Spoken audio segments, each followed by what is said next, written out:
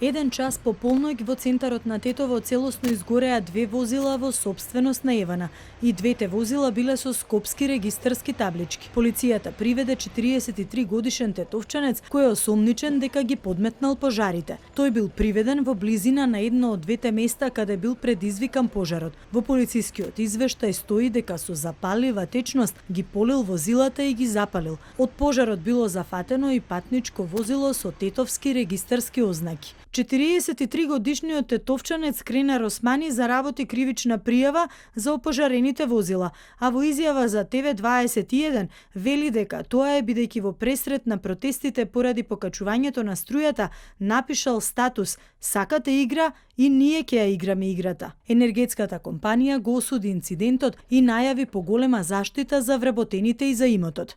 Осудуваме секаков вид на насилство и вандализам и покрај тоа што сторителот е уапсен, Евана презема мерки за заштита на своите вработени имот. Имаме разбирање за мирни протести, иако не знаеме зошто се насочени против нас. Се наведува во соопштението на Евана.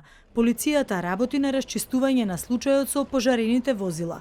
Во меѓувреме во повеќе градови низ земјава се организирани протести против поскапувањето на струјата за 7,4%. Демонстрантите бараат итно поништување на одлуката на регулаторот, распуштање на комисијата и да се формира независно тело за да се провери квалитетот на енергетските услуги.